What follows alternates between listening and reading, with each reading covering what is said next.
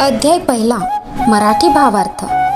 सर्व ग्रंथकारांच्या पद्धतीनुसार ग्रंथकर्ता सरस्वती गंगाधर यांनी ग्रंथांच्या पहिल्या अध्यायात ग्रंथ निर्विघ्नपणे सिद्धीत जाण्यासाठी सर्व देवता, साधू संत, आपले पूर्वज व गुरुजनांना वंदन करून त्यांचे आशीर्वाद घेतले आहे।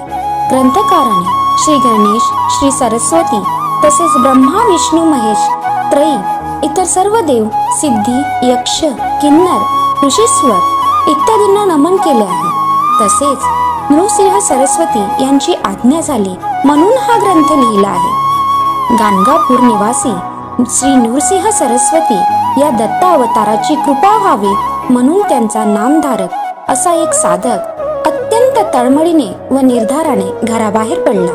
प्रवासात त्याने व्याकुळ अंतकरणाने गुरूंची करुणा भाकली। परमेश्वर व गुरु एक मानून त्यांची स्तुती केली।